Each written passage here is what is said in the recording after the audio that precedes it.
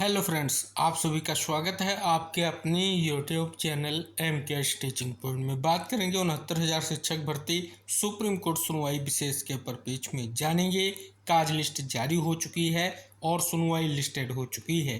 किस डेट में आपकी सुनवाई लिस्टेड हुई है, पिछली सुनवाई में क्या आदेश जारी हुआ था, सभी महत्वपूर्ण जो पहलू हैं विविध मुद्दों को लेकर के उनके पेज में निष्कर्ष इंगित कराएंगे। साथ ही जानेंगे एक महत्वपूर्ण जो है फैसला आ चुका है सुप्रीम कोर्ट का, जो पूर्व में आए फैसले का क्या प्रभाव और कब से प्रभाव होगा, इस पेज में महत्वपूर्ण फैसला है। किस पेज में फैसला है, क्या निष्कर्ष है, डिटेल जानकारी इस वीडियो के माध्यम से आपको प्रोवाइड कराएंगे। निवेदन करेंगे वीडियो को शेयर जरूर कीजिए। जैसा कि यहाँ पर देखेंगे diary number 38,554/2024 Ravi Kumar Saxena versus state of UP, जो आपकी ये लीडिंग SLP है। इसके साथ कई जो याचिकाएं हाई कोर्ट डबल बेंच के फैसले को चैलेंज करते हुए फाइल की गई हैं, वो सभी यहाँ पर कनेक्टेड हो चुकी हैं। केवल एक याचिका कनेक्टेड नहीं है, उसकी सुनवाई का भी निष्कर्ष इसी वीडियो के माध्यम से आपको जानने को मिलेगा। यहाँ पर देखेंगे पिछली सुनवाई 21 जुलाई को हुई। 21 जुलाई की सुनवाई में जिन्हें पहले नोटिस जो है सर्व नहीं किया गया था या जिन्हें नोटिस नहीं भेजा गया था, उनको नोटिस भेजने का जो है आदेश जारी हुआ था, जिसका निष्कर्ष आप यहाँ पर देख सकते हैं। 21 तारीख की जो आपकी सुनवाई हुई वो कोर्ट नंबर 11 में और सीरियल नंबर 57 पर हुई। यहाँ पर अगर आप देखेंगे तो दो महत्वपूर्ण निष्कर्ष, एक तो 12 अगस्त की सुनवाई का और दूसरा जो फ्रेश नोटिस है वो इशू करने को लेकर के यहाँ पर निष्कर्ष दिया गया है, जिनको नोटिस इशू नहीं किया गया था। अब बात कर ली जाए, आप सभी के मन में जिज्ञासा होगी कि 12/8/2025 की सुनवाई को लेकर के क्या निष्कर्ष है। तो एडवांस काज लिस्ट यहाँ पर अगर आप देख रहे हैं 12 तारीख की आ चुकी है। अभी मेन काज लिस्ट यानी कोर्ट वाइज काज लिस्ट आनी बाकी है।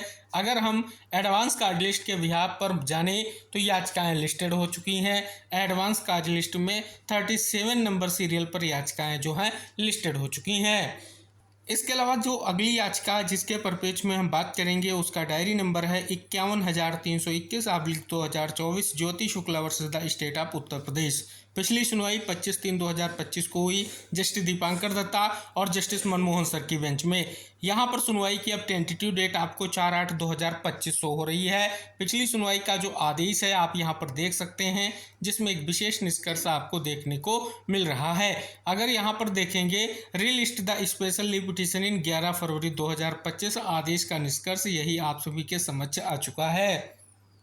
अगर बात कर ली जाए ये याचिकाएं, अगर हम बात कर लें 4/8/2025 की एडवांस काज लिस्ट आ चुकी है। एडवांस काज लिस्ट का अर्थ ये है कि ये केस वहाँ पर भी लिस्टेड हो चुका है और एडवांस काज लिस्ट में अगर आप देखेंगे 354 नंबर पर ये याचिका लिस्टेड हो चुकी है। अब मेन काज लिस्ट आएगी तभी स्पष्ट होगा कि किस सीरियल नंबर पर सुनवाई लिस्टेड हुई है, चाहे आपकी 12 तारीख की सुनवाई हो चाहे आपकी 4 तारीख की सुनवाई हो। अब बात कर लें जिस फैसले के बारे में हम बात कर रहे हैं कि परीक्षा संबंधी फैसला नई भर्तियों पर लागू होगा। सुप्रीम कोर्ट ने सोमवार को कहा कि न्यायिक सेवा परीक्षा के लिए न्यूनतम 3 साल की वकालत के नियमावली 20 मई का उसका फैसला आने वाली भर्ती अधिसूचनाओं पर लागू होगा। इस आदेश से पहले जारी भर्ती अधिसूचनाओं पर उक्त फैसले का कोई असर नहीं होगा। मुख्य न्यायाधीश BR गवई के नेतृत्व वाली पीठ ने 20 मई को नए विधि स्नातकों के प्रवेश स्तर की न्यायिक सेवा परीक्षा में बैठने पर रोक लगा दी थी और न्यूनतम 3 वर्ष की वकालत का मानदंड तय कर दिया था। इस पीठ में न्यायमूर्ति के विनोद चंद्रन, न्यायमूर्ति NB अंजारिया भी शामिल थे। पीठ ने सोमवार को देख सकते हैं स्पष्ट तौर पर जो याचिका है उस पर पेज में एक महत्वपूर्ण जो आदेश दिया, स्पष्ट किया कि फैसला भावी न्यायिक भर्तियों पर लागू होगा और पहले से शुरू हो चुकी किसी भी भर्ती प्रक्रिया को प्रभावित नहीं करेगा।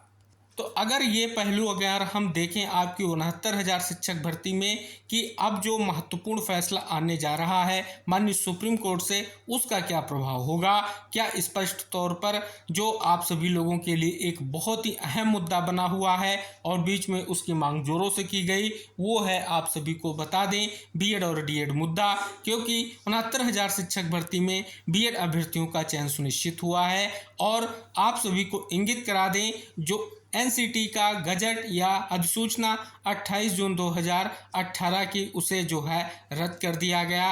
अगर बात कर लें जो स्पष्ट तौर पर 2018 का गजट था, उस गजट का निष्कर्ष यही था कि ऐसे बीएड योग्यताधारी जिनको भर्ती प्रक्रिया में योग्यता के रूप में सम्मिलित किया गया, उनका चयन होने के बाद उनको ब्रिज कोर्स का प्रशिक्षण प्रदान किया जाए। हालांकि अगर बात कर लें 11 अगस्त 2023 का जो फैसला सुप्रीम कोर्ट का है, उस फैसले के बिहाफ पर निष्कर्ष देखें तो अधिसूचना रद्द हुई है और साथ ही बीएड अभ्यर्थियों के लिए को प्राथमिक शिक्षक भर्ती के लिए एलिजिबल नहीं माना गया है। इसके बाद जो है क्लेरिफिकेशन जो फैसला आया है अप्रैल 2024 में, उस फैसले का निष्कर्ष यही कहता है कि ऐसे बीएड अभ्यर्थी जिनकी नियुक्तियां 11 अगस्त 2023 के फैसले से पूर्व हो चुकी हैं, उनको ब्रिज कोर्स का प्रशिक्षण कराया जाएगा और इसके लिए आपने एनसीटी का एक महत्वपूर्ण नोटिस व एनआईएस की ओर से लगातार आपको अपडेट्स मिल रही हैं कि जल्द जो है इसके लिए निष्कर्ष देखने को मिलेगा। पंजीकरण और आगे की प्रक्रिया बढ़ती आपको दिखाई देगी। हालांकि आप सभी को इंगित करा दें, आप बीएड और डीएड मुद्दे को लेकर के जो मन में जिज्ञासाएं थी, क्या निष्कर्ष आगे रहेगा, क्योंकि माननीय सुप्रीम कोर्ट का फैसला आएगा तो क्या फैसला रहेगा, इसको लेकर के बहुत सी जिज्ञासाएं आप सभी के मन में व्याप्त हैं। क्योंकि आप देख रहे हैं 69,000 शिक्षक भर्ती में विविध मुद्दों का निष्कर्ष इंपॉर्टेंट है, क्योंकि हाई कोर्ट डबल बेंच ने समस्त चयन सूचियों को रद्द करते हुए नई चयन सूची जारी करने का जो आदेश दिया है, उस पर पेज को लेकर के जो विविध मुद्दे हैं उनके लिए एक विशेष निष्कर्ष का जो इंतजार है अब माननीय सर्वोच्च न्यायालय के फैसले पर निर्भर करेगा। तो फिलहाल एक बार बड़ी खबर आ चुकी है कि सुनवाई के लिए इंतजार स्पष्ट हो चुका है कि 12 तारीख को भी आपकी सुनवाई लिस्टेड होगी। निष्कर्ष क्या रहेगा, इंतजार रहेगा, लेकिन निष्कर्ष आ चुका है और फाइनली एडवांस काज लिस्ट में याचिकाएं लिस्टेड हो चुकी हैं। तो इस महत्वपूर्ण वीडियो को शेयर कीजिए और चैनल को सब्सक्राइब कीजिए। मिलेंगे नेक्स्ट अपडेट के साथ, तब तक के लिए टेक केयर, बाय बाय साथियों।